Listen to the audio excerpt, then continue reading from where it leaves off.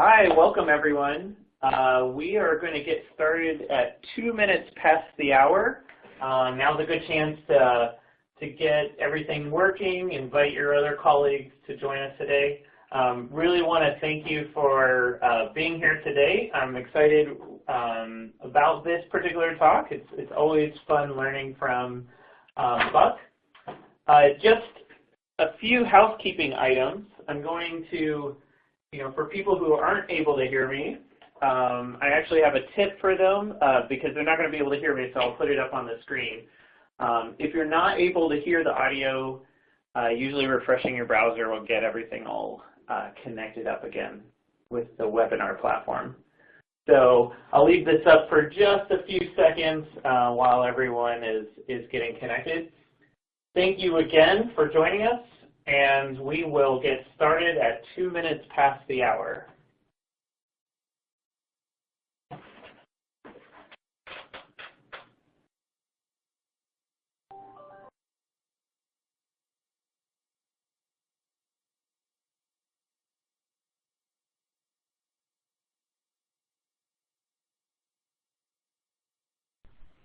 All right. Thank you again for joining us.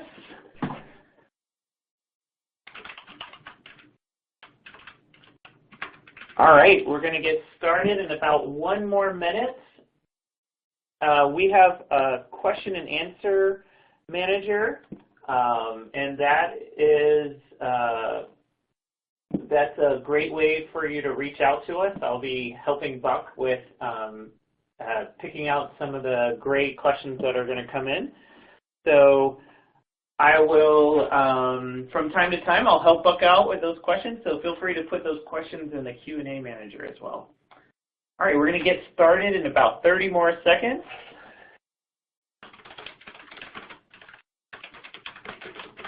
All right.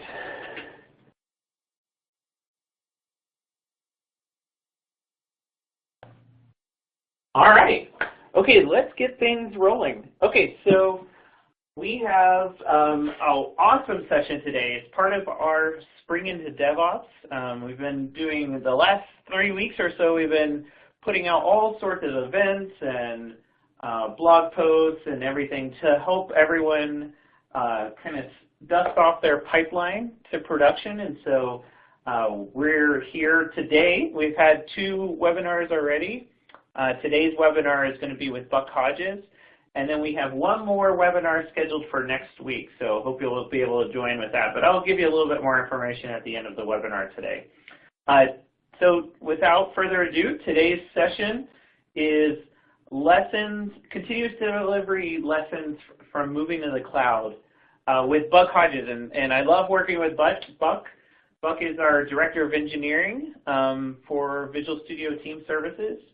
And hey, Buck, how about you take over with the show? All right, great. Thank you very much, Ed. I appreciate it. So today we're going to talk about some of the lessons we've learned over the years moving to the cloud. And the product I'm going to talk about today through this journey is called Visual Studio Team Services. So let me tell you a little bit about what that is first, to kind of set context here on the rest of the presentation. And so what is Team Services? First, it's source control. So that could be Git. It could be the original centralized version control, TFEC, that we shipped years ago in TFS. We also support work planning. So this would be everything from backlogs and bugs to anything else you need to track the work in your project. We support build automation, so we can help automate your builds. And that can be either in the cloud with build agents that we provide or with build agents that you provide and connect to the service, as well as release automation. And we actually use Team Services to develop Team Services. So all these screenshots here are actually from the account that our team uses to build Team Services. And so since I'm going to talk about some of the lessons that we've learned here over the years, and that means failures, right? Things that we did wrong and the things that we learned from them. I want to start first with giving you some idea of the success of Team Services. So today we have over 5 million users, And we, in fact, have most of Microsoft now dependent upon team services. So I've captured a slide here from one of our internal presentations about the usage of team services at Microsoft. And you can see that we have over 66,000 users of team services inside of Microsoft. And ultimately, all of Microsoft will be using team services as the backbone for the company's engineering system. So the service has been very successful. And so with that as a backdrop there, let's go back to the beginning. So in the beginning when we started this service, since the history of team services starts with TFS, what we did is we originally moved TFS into the cloud, and we did this started experimenting with it in 2010, and then we created an instance in 2011. And we only had one service instance. So everything was completely global. And of course, all we needed to do was just deploy it. So how hard could that be? Well, in the beginning, our deployments were very large. They were very ad hoc. We didn't have a great rhythm to them. And so we did our first deployment for real in April 23rd, 2011. So that was the last time the service started from scratch. And we'd go months without an update. You can see on the next one was in August, and then after that, we did a deployment in December. And each deployment was really bad. It would take us a long time to figure out all the issues after we did the deployment because the updates were so large. And the worst one was with that December update. The December update in 2011, it took us a couple of weeks to sort through all the issues that we had after that deployment. And we said at that point, there has to be a better way. We need to deploy smaller changes instead of such large increments. And that's when we decided to move to sprintly deployments. Our team works in sprints. Our sprints are 3 weeks long. At the end of every sprint, we deploy to production. And we started that cadence back in early 2012. Now, it was still rough. Like at that point, all of our updates still required downtime. We hadn't yet made other changes that we needed in how we worked in our engineering system to really do this well, but it was a start. It was how we got going on really changing our cadence to be much, much more quick than it had been. So, I mentioned we originally had one instance. So let's talk a little bit about how is team services put together and how has that architecture evolved. So in the beginning, it started with moving TFS into the cloud. So what does that look like? So the original single instance, it was a set of application tiers, a set of job agents, and those are running in Azure as Platform as a Service VMs. The application tiers as web roles, the job agents as worker roles. The application tiers are responsible for the web UI. They serve up the web UI, the REST endpoints, the SOAP endpoints, because of course when we started TFS years ago, the original API was in SOAP. Now the vast majority of it's in REST. And that is all handled by the application tiers. The job agents handle background processing, as you kind of would imagine from the name. And that includes things like when you commit in Git and you specify a work item, for example, in your commit message, the job agents are going to process that and create that link between your commit and that work item that you specified. And all the metadata goes into SQL database, and the file content goes into blob storage. And this is one of the earliest changes that we made when we moved TFS into the cloud was we can no longer put everything into a single DB the way we did with TFS on-prem, because there are limits in the size of how big a SQL database could be in Azure. But even more than that, it's much more expensive than file storage. So since most of the service is in fact free, you can sign up for a team services account and you get 5 free users per account. So with a service with a lot of free users, cost, of course, is even more important. So this was the basic architecture, and at that point, it's TFS, it's everything running together, it's got identity, account, you name it. Everything is in one single global instance. Now, the next thing we needed to do was to pull out those common services, account, identity, profile, licensing, the set of services that every other service we build will need. And today, we have many services. There are approximately 30 services that make up what we call Visual Studio Team Services. So things like release management, package management, all of the newer services, they're all built as microservices. And in order to support that, we had to pull out the notion of account and identity into a separate service that these other services could depend on. So we made that split. We split that out back in 2012. And then the next thing we needed to do was to create a scale unit that we could use and that would be where every deployment went first. So we created what we call Scale Unit 0. And again, it looks the same. All of the architecture here looks the same because we have a common framework that everything uses. So everything, each service is a set of application tiers, a set of job agents, SQL, and file storage. So we created this scale unit where every change goes and where we can host our own account. And since we build team services with team services, that meant that every change that we ship, we can dog food ourselves first.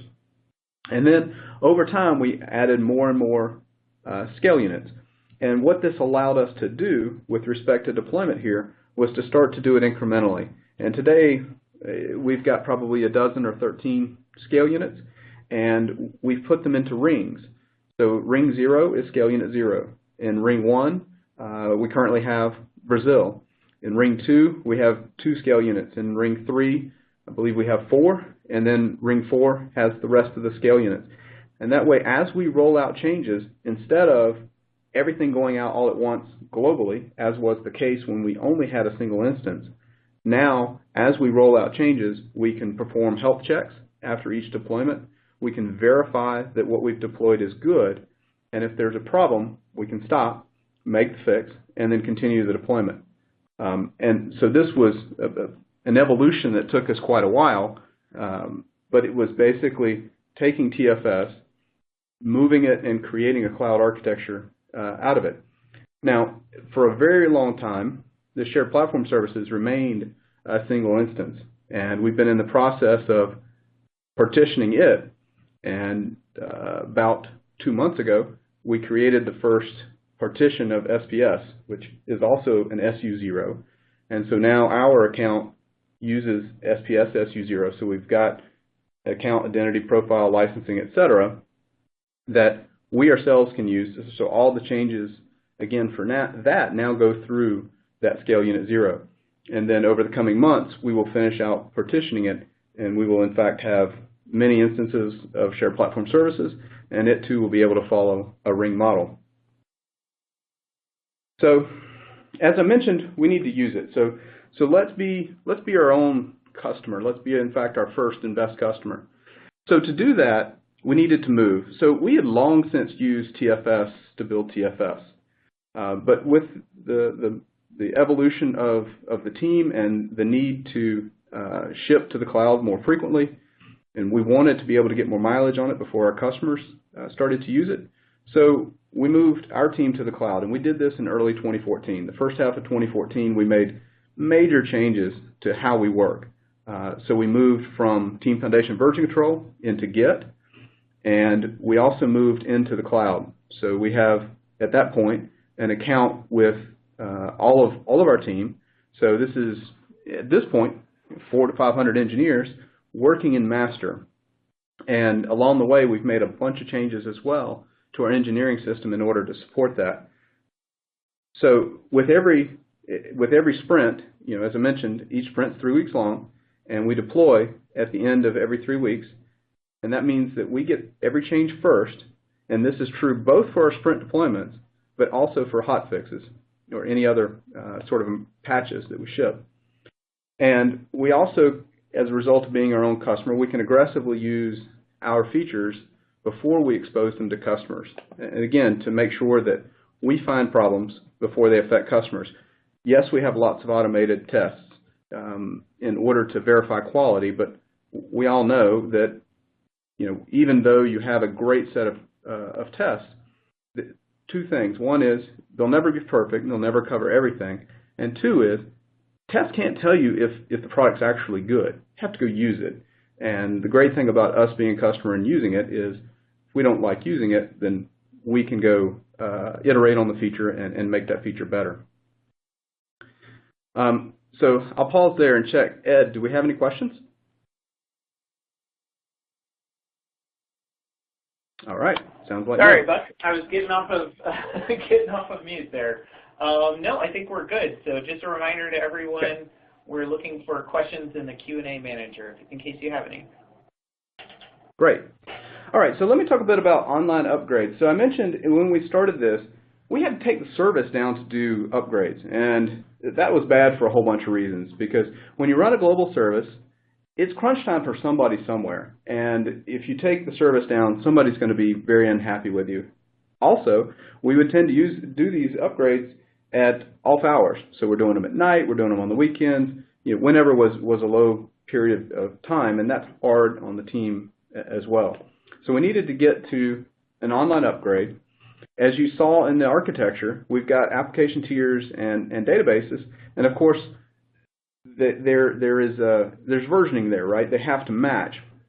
But at the same time, I can't change both the application tier and the database simultaneously. So what's going to handle the compatibility between the current version and the next version, or the current sprint and the next sprint? And so what we chose to do with that is we chose to handle that in the application tier and the job agents. And the reason we did that was to avoid complicating the SQL stored procedures. And those of you who write SQL know that SQL stored procedures with a bunch of if statements in it is just a terrible thing. They're very difficult to debug, very difficult to test, just a bad pattern, at least from our perspective. So we decided to handle that inside the C# code, because our application tiers and job agents are written in C#. You could do the same in Java or any of the other languages.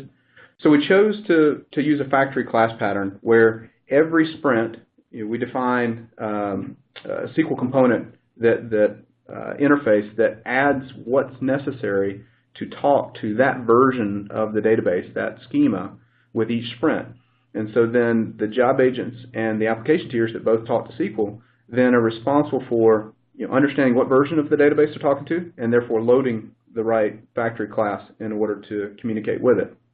This also, by the way, makes it easier to roll back binaries. So if we do a deployment, and if we have not yet upgraded the database to a new schema, if we detect there are problems, we can immediately roll back the binaries, flip back to the old set of binaries, which today is using VipSwap in Azure.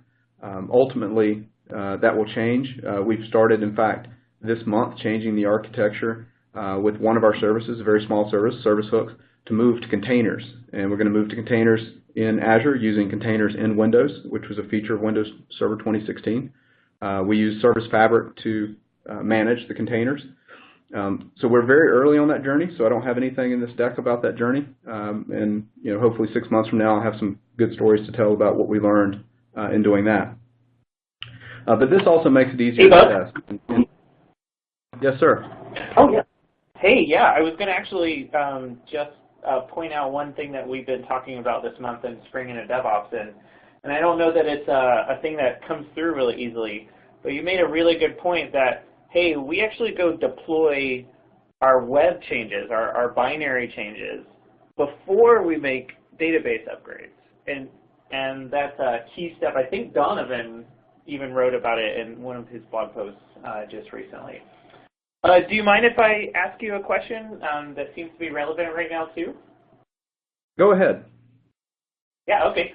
So Kevin's got a question here that says, how do you manage all the different databases in all the different regions? How do you keep them in sync, both the schema and the data? So I think this is a good place to point that out. Yeah, so that's a great question. And what we do is all of our database schema upgrades are completely automated. They are, and that automation can be, it depends on what you need, but certainly if it's SQL data transformation, those are going to be SQL scripts. If it's some other change with respect to the configuration of the database, that will be scripted in PowerShell. All of the changes that we make in deployment are scripted. And in fact, a little later here, I'm going to tell you about some of our evolution, because it wasn't always that way. But today, it's all fully automated, and that way, the upgrade of each database across all the scale units, across all different data centers, they're all the same. And without doing that strictly through code, you get a lot of variance. All right, so online upgrades. So we needed to be able to do our database schema upgrades online. So how do we do that? Well, in order to upgrade the database, at some point you're going to have to take a lock, you're going to have to make a change, and in order to have that work really well and be online, that needs to happen in a way that is very, very fast. And if it's going to be fast, it means that you've done a lot of work ahead of doing anything that you're going to take a lock on. And to do that, what we said is, if you're going to make a major change to the data, you're going to have done that before you do the deployment. So in this case, let's say you're going to go add a brand new set of data to, let's say, Git or build or work item tracking. And in fact, work item tracking made a major schema change 18 months ago that they did through a progression that really illustrated this well, where each sprint they would make changes to the schema by first shipping the schema changes would run in parallel with the current schema. So you'd add nullable columns, you'd populate them with data, you'd do anything else that you need, and you might install SQL triggers to keep it in sync. But all of this is done in parallel with the current schema. You're not taking any locks. You're just setting up all of your data to get it into the new form, the new schema, and running it in parallel with your existing schema. And that allows you then, when you deploy the binaries for the new update where you're actually going to make the schema change, what happens is the application tiers and the job agents go into what's called deployment mode. And when they're in deployment mode, every call that they make to the database, they grab what we call a reader lock. And the reader lock is a reader lock on the schema. And that says, hey, don't change the schema while I'm running. So all the job agents and the ATs are grabbing this lock every time they call a stored procedure to make sure it doesn't change out from underneath them. Meanwhile, the code, the job that's trying to run the deployment is trying to grab the schema lock, to the writer lock, in order to make the changes. And what happens is it's looking to grab it at a time when your account's not in use. And if we fail to do that, we will at some point just grab the writer lock, let the reader lock strain off, and then do the final upgrade here, which is, here all we got to do is update the metadata, update the stored procedures, the types, do any kind of final swap on what columns are in use, that sort of thing, and then release the lock. And all of this has to happen in less than a minute. If it takes more than a minute, we'll kill it. And that way, if you, as a customer, are using your team services account, you never notice this if we manage to grab it at a point in time when you're not using your account. If you are, all that you should see is, let's say you're making a change to a work item. Only difference you should notice is maybe it takes a few seconds longer than normal, but you don't lose any data, you don't lose any in-progress edits, everything just works. The other thing that we do in order to make upgrades seamless to you as a customer is we have versioned all of our web UI. So that includes the JavaScript files, the image files, the style sheets, everything. And until you do something that causes a full page refresh in the browser, it continues to load the experience that you've been using. Because otherwise you could end up losing data, and we don't ever want you to lose data. So the upgrade is fully online, and you as a user never lose anything, so that we can do upgrades at any point in time without disrupting you. So now that we've got online upgrades, our deployments, though, were still not fully automated. So you know how it goes. People need to make some change, and they send email and say, hey, can you make this change for me? Because we have a team of people called Service Delivery Team. It's a small team. It's intentionally small because we operate in a DevOps fashion, but we have a small team that helps deal with platform issues and kind of various things. But it's small and it's intentionally set up that way, but they help run the deployments. And so early on, what would happen is people would say, hey, can you run this for me? And so they send them something in email. And eventually it got to the point that there were whole OneNote sections built up around it. And let's take something like PowerShell. If I send you this command, what's wrong with this? Well, those quotation marks there aren't just the straight quotation marks that work on a command line. No, those are fancy Unicode quotation marks that were inserted by your email editor or OneNote or whatever. And so what would happen then is, let's say you've got a dozen steps that had sort of accumulated for a given sprint. And this is back in 2013, so it's been a few years. But back then, the team was growing, and what felt like to somebody a one-off thing meant that you had multiple one-off things because there were so many teams. So one day in the summer of 2013, we had a set of things to go through. It was some dozen steps here. And somebody's copying and pasting these things and editing the quotation marks and stuff, and then halfway through somebody misses a step. And of course, they don't realize it until they get to the end, and then nothing works. Now, thankfully, that was the pre-production environment. But we learned a very valuable lesson, which is you can't do that. You can't have it where you're almost automated. And so this was the summer of 2013. We had coming up a big launch event in November of 2013, Connect in New York, which I'll talk about later. But we were on the brink of going through this big event, and yet we couldn't consistently update our environments. So I said, hey, look, we're going to have to automate everything. We're going to have to check in PowerShell scripts for these changes. We can't allow these kinds of one-off changes. And so we made that change before that event and eliminated that problem. There were no more one-time commands that somebody had to run manually. Everything got checked in, and that meant that at that point then, deployment to pre-production was the same as the deployment to production every single time. Later after this, starting in 2014, we orchestrated the release with release management. And that was the original release management product, which was a standalone product. It now is the release management service in Visual Studio Team Services and has been that way now for quite some time. So we actually deploy Team Services with Team Services. And of course, that means we have a chicken and egg problem. So we actually have a way to deploy Team Services if Team Services is down. But again, we always want to build and use the service to build the service. So I'm going to pause here and check with Ed to see if we have any questions. Hey, can you hear me? Okay, good. I think there's actually a really good question that I think you could help out with, and how we go about basically getting deployments ready to go. So Rich asks, hey, our organization is redefining the way that they basically push out releases. And in short, they're adding more rigor and formal approvals for changes to the environment. And he says it's not necessarily bad, but it does conflict with some principles for adopting DevOps practices. So his question is, how does change management work at Microsoft, and particularly within our team, right, Buck? Is every single deployment approved? So that's a great question. The answer is yes. So we want a little bit of separation of responsibility there, but not a lot, because of in order to do DevOps, you can't set up a bunch of walls and friction.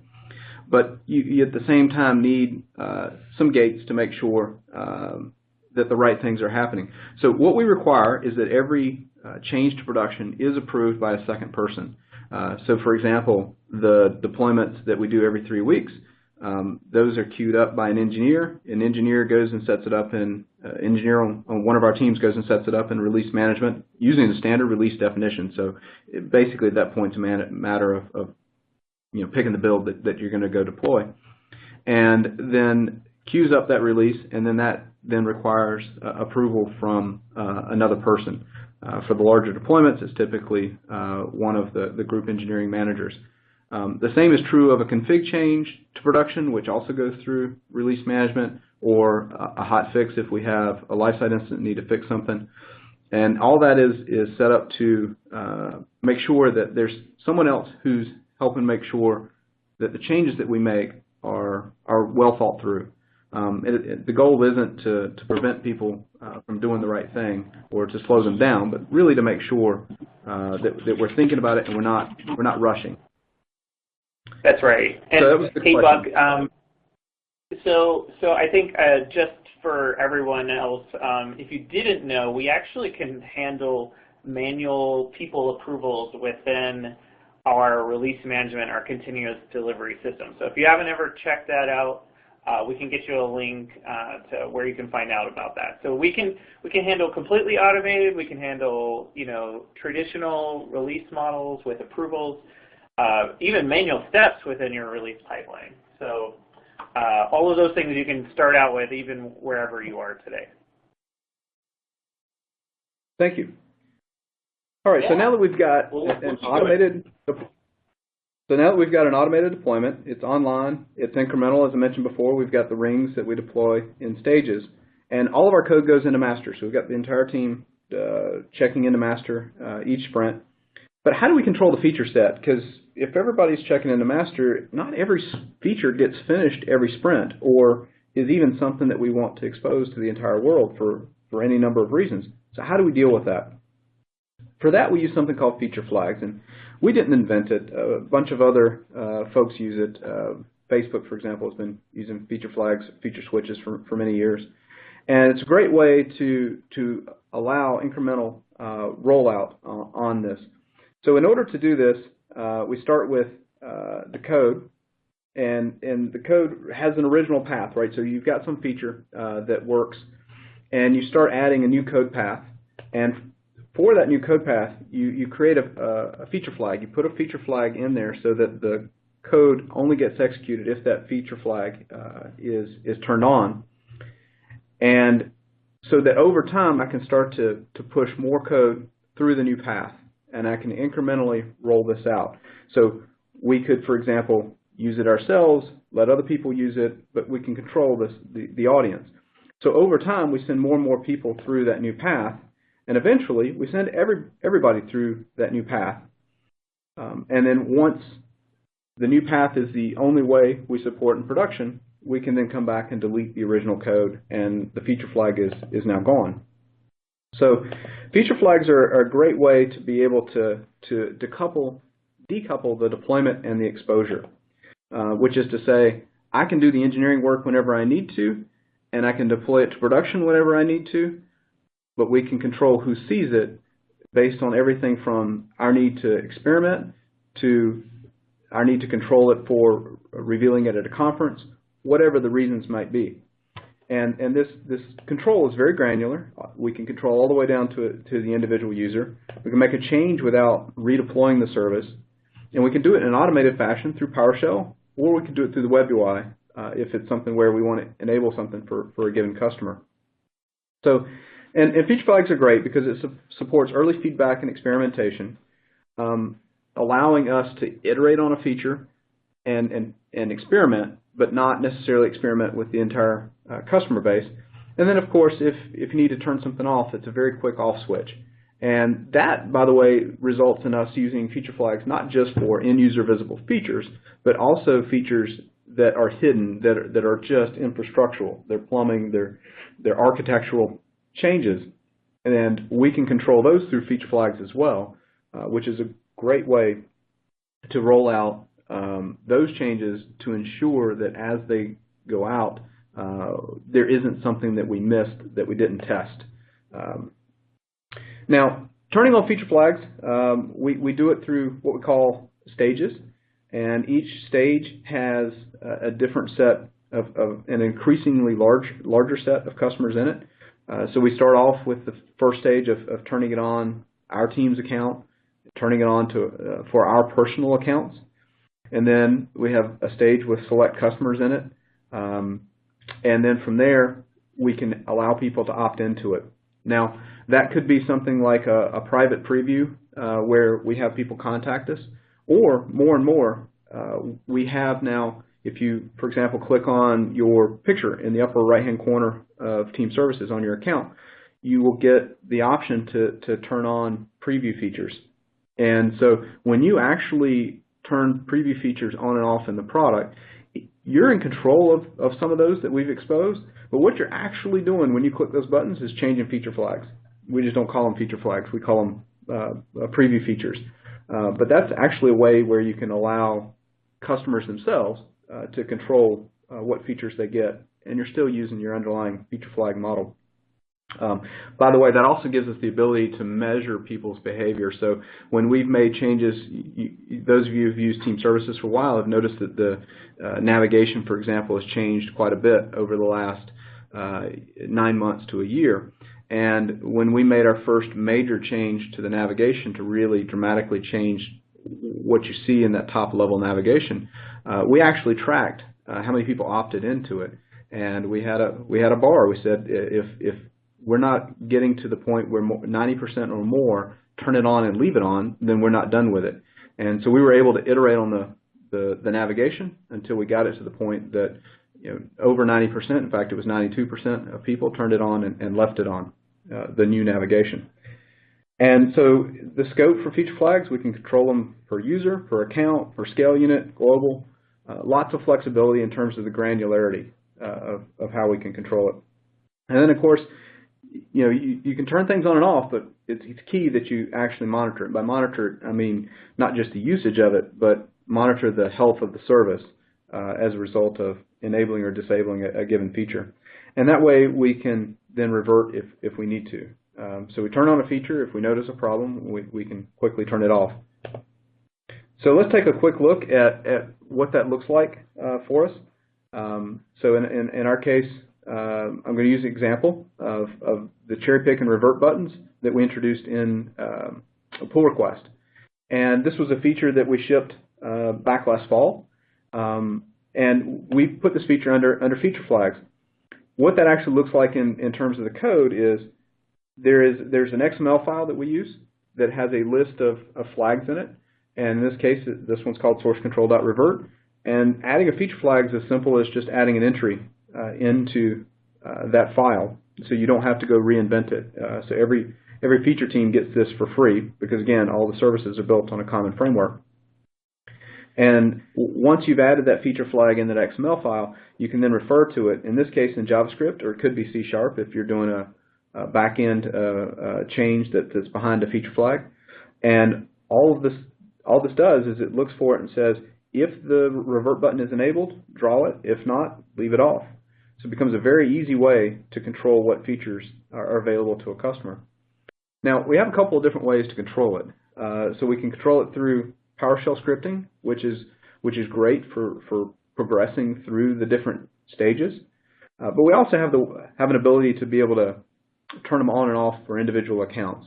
And as an example here, I have the feature flag turned on for my account to allow the revert button to show up on one of my personal accounts, and on the other one I have it turned off. This was also very useful back when we rolled out SSH support on the service. SSH was a feature that if you're using Linux or Mac, you probably want to use. If you're using Windows, you probably don't. So in that case, the standard stages weren't sufficient. I wrote a blog post, put it up on Twitter, asked people, hey, if you want SSH, send me an email, let me know, and we'll turn it on. And we would go into this tool and turn those on individually in order to test it out by having people volunteer to use it, which is a great way to go about it. So that's great. We've got feature flags. But what could go wrong with feature flags? They sound like a great thing, and they are.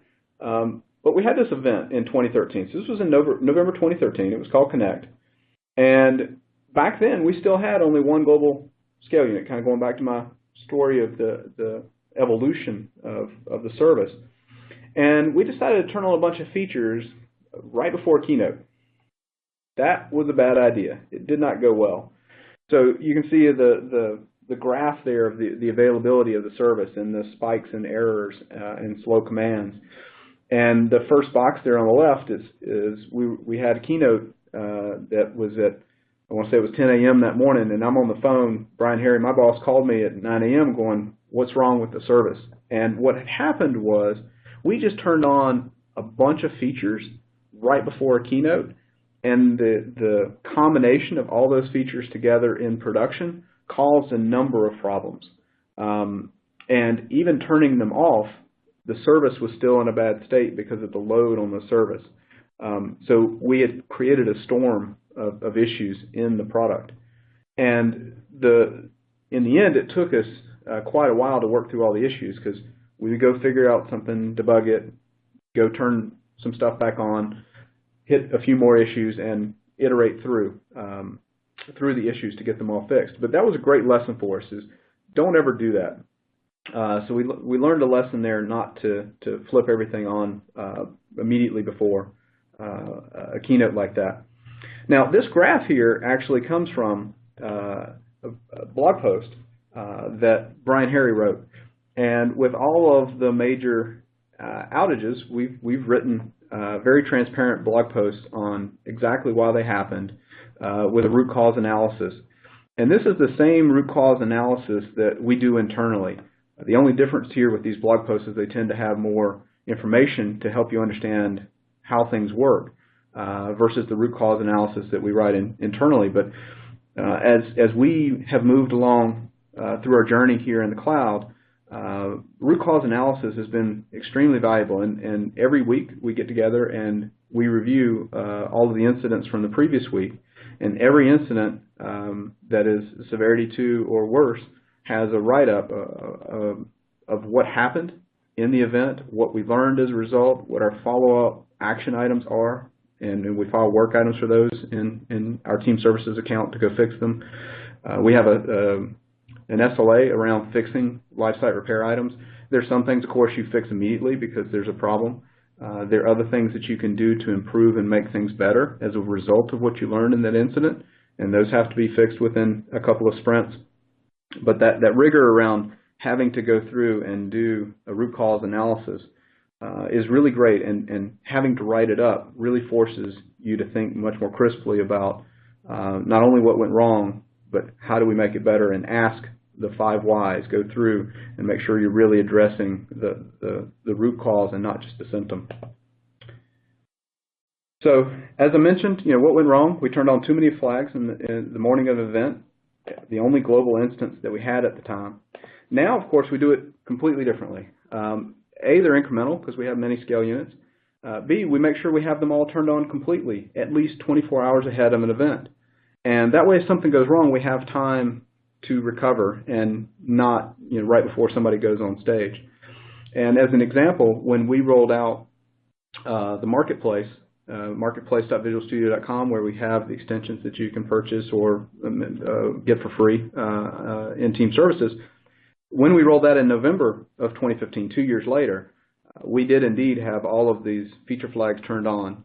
And the only thing we had done differently at that point that wasn't fully turned on is we had a few places in the UI where we didn't turn on the entry point to try to keep it a little hidden from customers. But other than that, everything was fully enabled and we could fully monitor it. And that one went off smoothly and without a hitch. Yeah, and Buck, I think one of our other tricks in our toolbox is we only turn on some feature flags in the demo account that, let's say, Brian Harry uses on stage and stuff too. So we found that actually is really helpful too. Okay, so if we can't prevent failure, how can we limit the impact? So let's look at a feature here that we introduced, and again, this is back in 2013. We introduced a new feature for Visual Studio 2013 where we would synchronize the settings for Visual Studio across different instances. So on your laptop and on your desktop, you could, for example, switch between the dark theme and the light theme, and that change would propagate to your other machine. And the way this worked is there was this setting, this dialog here, and you pull up the dialog, you say, I want to synchronize my settings, you say OK, and what that does is it requests notifications from SPS. So you'll remember that Shared Platform Services has identity, account, profile, a number of services together, and at that point in time, Profile was still part of Shared Platform Services. Profile was where this feature lived. So each Visual Studio instance would create a connection to Shared Platform Services and wait for notifications that some setting had changed. Well, ordinarily that was okay, and here's a graph of what it looks like for the notifications of that feature. And you see this massive spike when we had a problem. And in fact, that spike was so high that it makes the rest of the line look flat, as if it took no time to do notifications any other period of time. But what this is a graph of how long it took to create the notification subscription. And what happened in this incident was when VS would request these notifications from SPS, it created a subscription in Service Bus. Now, that was normally fast, so we didn't have a problem with it, but each of these calls executed on a thread from the thread pool. And of course, the thread pool is finite. So if that request slows down, we're going to eat up all the threads in the thread pool, which we did. The requests start queuing, and now SPS, which is a critical service with authentication and account in it, we're down. So this otherwise pretty low priority service had caused a major issue in team services. And on top of that, we had retries in Visual Studio, we had retries in SPS to Service Bus, and so the Service Bus subscription creation had slowed down, and we have a bunch of retries piling on top trying to make those connections. It was a perfect storm. And the result was we had cascading failure, where the problem in this case, a relatively low priority feature, had consumed this critical limited resource, blocked critical functions, and the storm of retries just made the problem all the worse.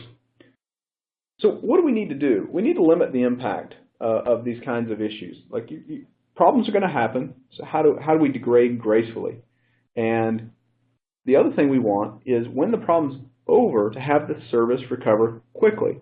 And the reason that's important is, I mentioned earlier that the requests had queued.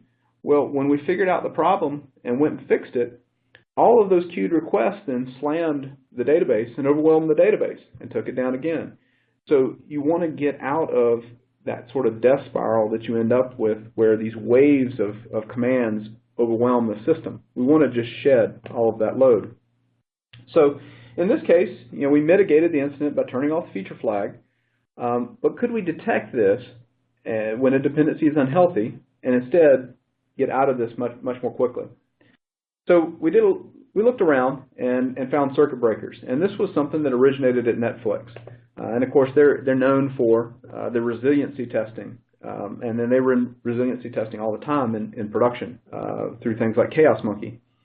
So circuit breakers allow us to stop this cascading failure. So you got these distributed systems. You want to keep failure in one system from taking down others.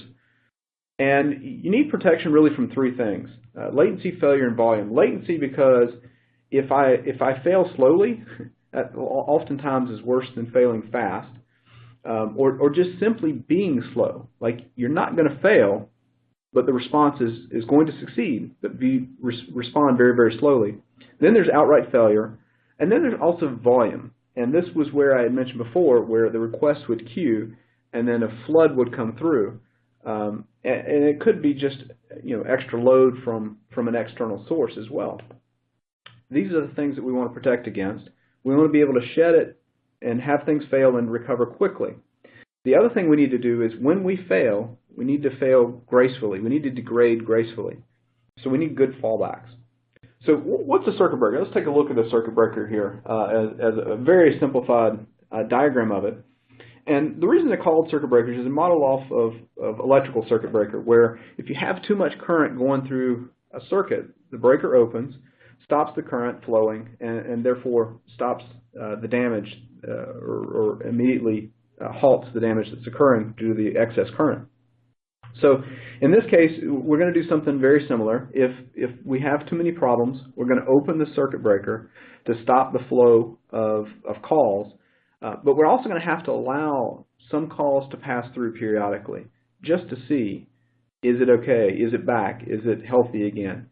So you have to have something that allows a little trickle through to figure out, have you recovered?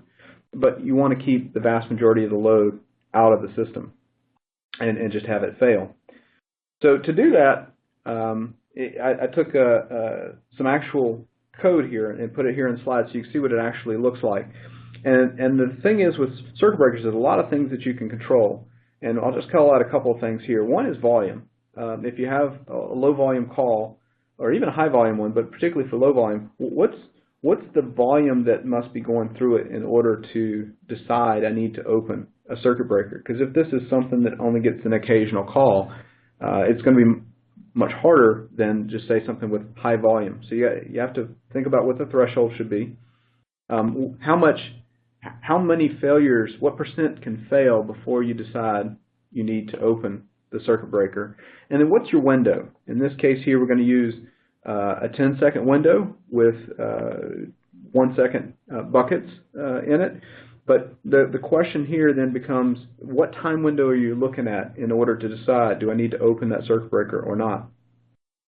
So I've got those settings, and of course, many of them are defaults, but circuit breakers are something that have to be tuned. You have to understand the load and the volume and so forth for a given command.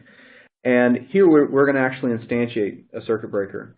So we create it, and this particular case is to fetch the extensions that are installed for a given account. And so we're going to make a call to something that's called extension management. It's a service. It's another microservice in Team Services, but you never see it. It's completely behind the scenes. But it's what stores all of the definitions of extensions for your account. And so we had define a new circuit breaker here, and when it runs normally, it just fetches the installed extensions as you would expect. When it falls back, it calls the fallback method. The fallback method will in fact allow you to use extensions you wouldn't have otherwise had access to, because if there's a failure, degrading gracefully isn't taking away all your extensions, which would prevent you from being able to use your account, but it is in fact making sure that you continue to have access to any extension that's installed in your account during that event to prevent you from being unable to get your job done.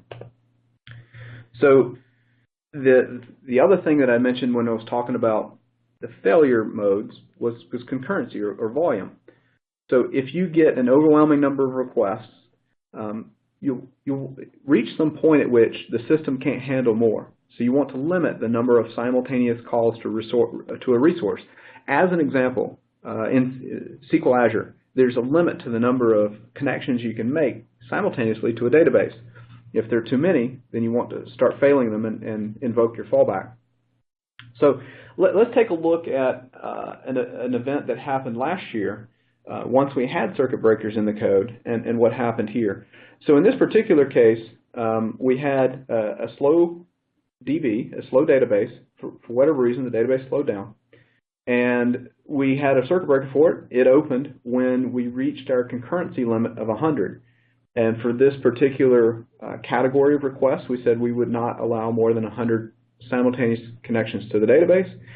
We reached that situation here, and as soon as we got to 100, it started cutting off the requests. We went to our fallback. And the great thing here is it wasn't an emergency. Nobody got called. Nobody got paged. We went later to look and figure out why this happened. You want to root cause all the issues that pop up. But it wasn't an issue that required intervention by us. It wasn't something that disrupted our customers because the circuit breaker contained the issue to one small area instead of allowing the impact to cascade across the system. So how do we know this works? Well, as I mentioned, you've got to tune circuit breakers. They're not just something you can put in your code and just ignore. You have to actively make sure you get them right. To do that, you can do something called fault injection testing, where you go in and you cause problems intentionally to see how the code operates.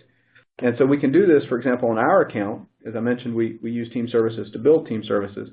And we've even gone back and simulated past lifecycle incidents to see how the code behaves when we introduce network issues, when we cause latency. Because as I mentioned before, if something's slow, it's often worse than failing, because if I've got a 30-second or 5-minute timeout, it's going to eventually fail, but it's going to fail slowly, and that makes the system unusable. So timeouts are important, and to understand the impact that they have on your system. But here we can test, how do the circuit breakers interact with the timeouts? How do the circuit breakers operate in the event of a problem? So, and these are the main questions we're trying to figure out. Do we handle it gracefully? Are we getting the expected fallback behavior? And does the service recover quickly? And so having that account that our team uses is perfect for testing things out. So the lesson learned here was we didn't have a way to limit this cascading failure. Once we put that in, it's made a big difference in the reliability of the system. So I have one last thing I wanted to go through here, which is to take a look at a config change. We've talked a lot about code changes, but config changes can cause issues as well. And this one was a particularly interesting one.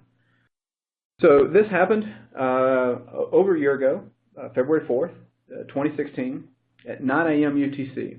And that particular time is key here in this incident.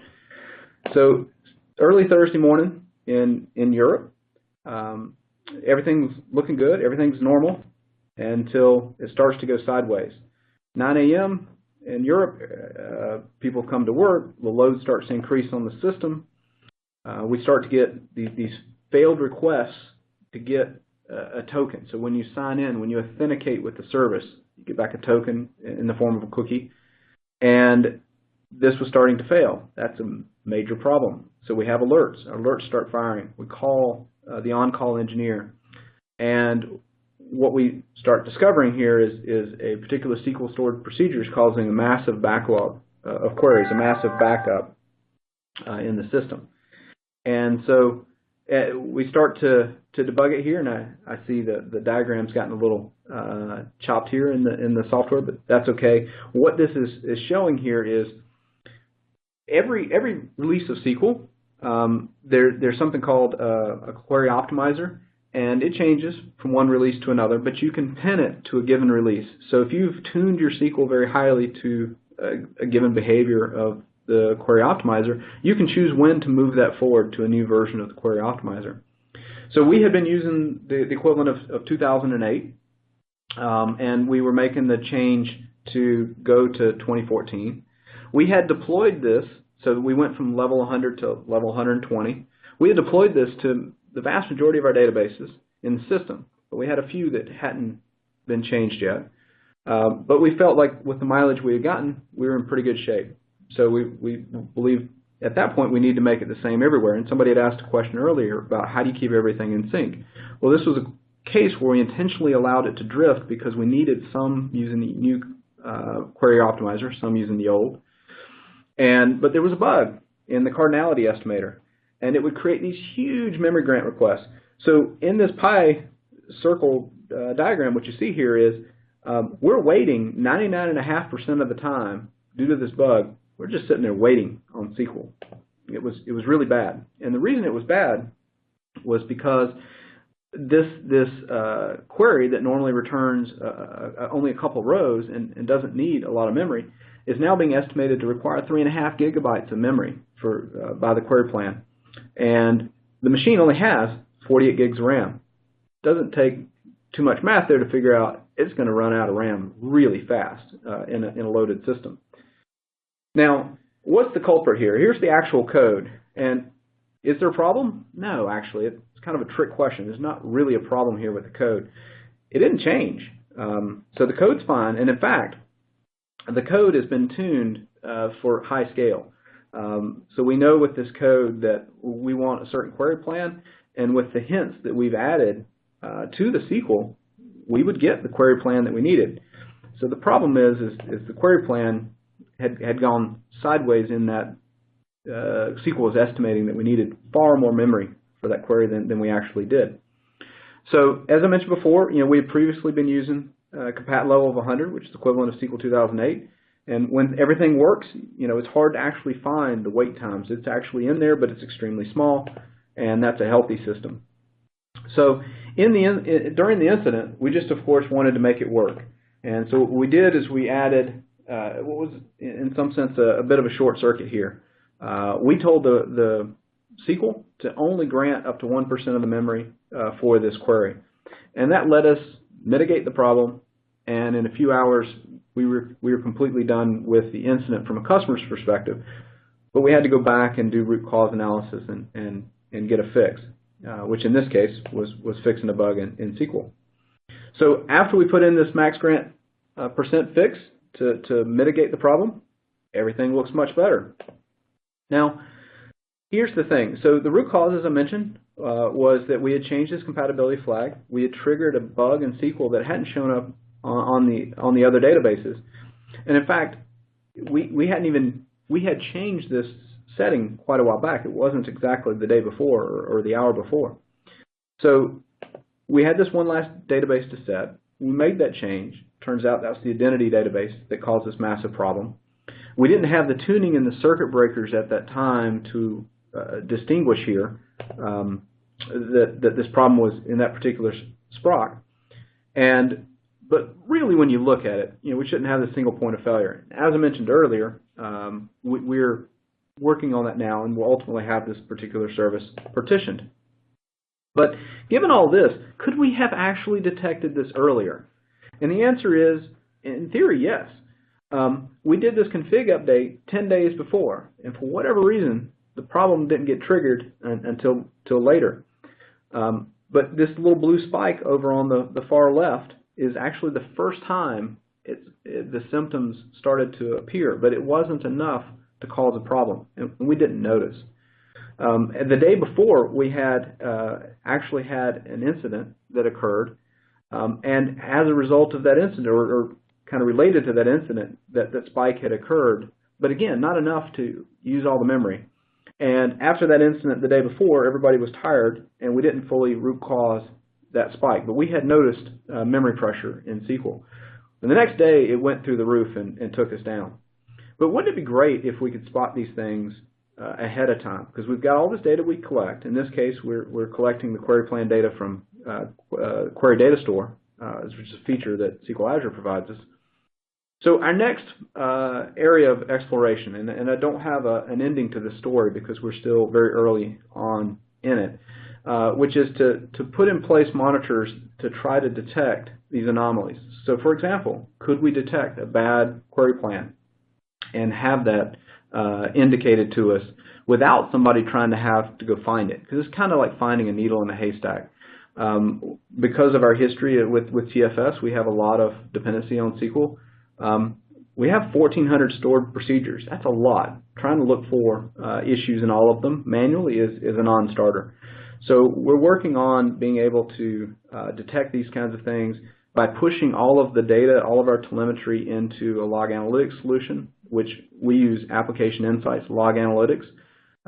Internally, the code name for it was Custo, and that's what people tend to call it internally, but it's a fantastic service. If you've never used a log analytics service like that, I'd highly recommend you check it out. And using this kind of anomaly detection with all of our query plan data, with a whole bunch of other telemetry going in there, we have the opportunity to be able to write queries that, if we run them, can tell us if something pops out. In this case here, we're looking to see, we've written a query, and we're looking to see when it returns non-zero results, or when it returns some data, that means something has gone wrong and that we need to take a look.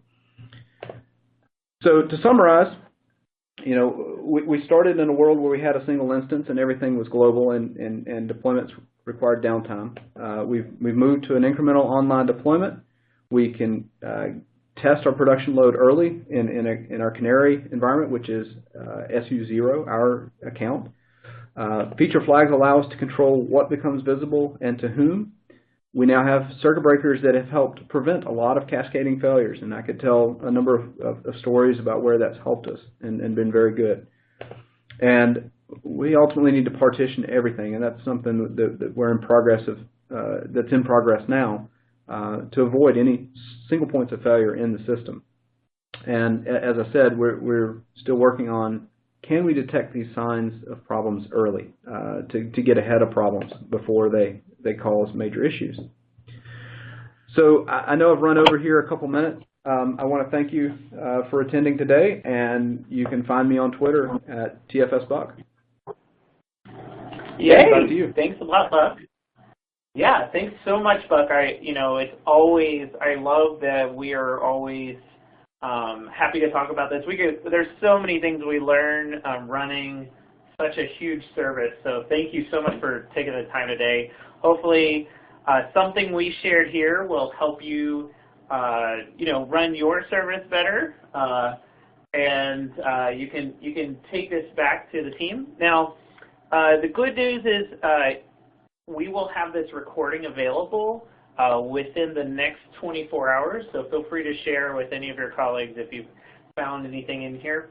we do have, hey Buck, we do have quite a few questions in here that we weren't able to get to.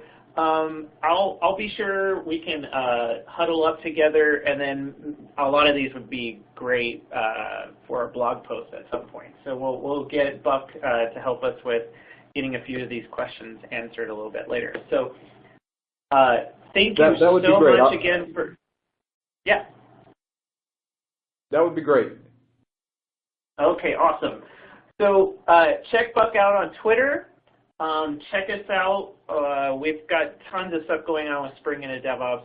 Join us next week for the webinar about how to create new custom build tasks and custom deployment tasks. So we're going to be talking about that next week with one of our engineers from the build team. And other than that, hope you have a great day, and we'll see you all the various places we are at this month. So thanks again.